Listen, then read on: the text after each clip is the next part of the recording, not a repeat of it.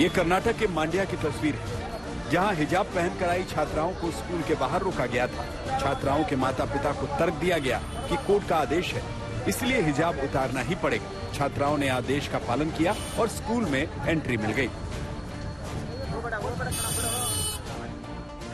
तुमकुर में भी यही परिस्थिति दिखाई दी। यहाँ भी स्कूल में प्रवेश पाने के लिए छात्राओं को हिजाब उतारना ही पड़ा।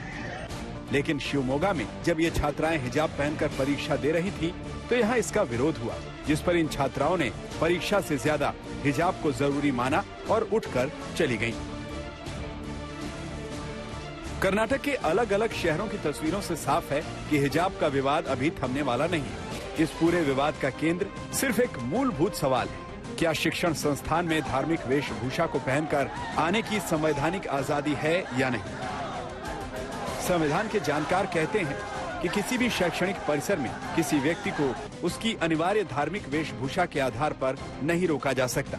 हालांकि उन्हें साबित करना होगा कि ये वेशभूषा धार्मिक रूप से अनिवार्य है। यही बात कर्नाटक हाईकोर्ट के सामने मुस्लिम छात्राओं की तरफ से याचिका दायर करने वाले वकीलों ने रखी। हाईकोर्ट में सुनवाई के दौरान छात्राओं की तरफ से दलील दे रहे वकील देवदत्त कामत ने कहा कि हिजाब पर प्रतिबंध लगाने वाला सरकारी आदेश सही नहीं। सरकारी आदेश के अनुसार हिजाब पहनना अनुच्छेद 25 के तहत नहीं आता। ये पूरी तरह से गलत है। देवदत्त कामत ने अपनी दलील को मजबूत बनाने के लिए कहा कि मद्रास हाईकोर्ट और बॉम्बे हाईकोर्ट ने अपने फैसले में हिजाब को अनुमति दी है, इसलिए राज्य को भी ये आजादी होनी चाहिए। जिस तरह से सिख छात्रों के लिए पगड़ी की अनुमति है, उसी तरह मुस्लिम छात्राएं देश भर में हिजाब पहनती हैं। इस दौरान कोर्ट ने पूछा कि आखिर कब से शिक्षण संस्थानों में ये छात्राएं हिजाब पहन रही हैं। इस पर वकील कामत ने कहा कि छात्राएं पिछले 2 सालों से हिजाब पहन रही हैं। इतना ही नहीं, कामत ने हिजाब को धार्मिक एंगल से जोड़कर अपनी दलील भी दी। तो इस पर कोर्ट ने पूछा कि क्या कुरान में इसे इस्लाम का हिस्सा बताया गया है।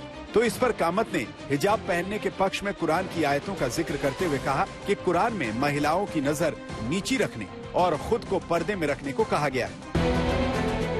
वैसे हिजाब का विवाद धार्मिक रंग से ज्यादा राजनीति का प्रिय मुद्दा बन चुका है। अब ये तय है कि यूपी के 7 चरणों की वोटिंग इस पर गूंजती रहेगी। आज तक ब्यूरो।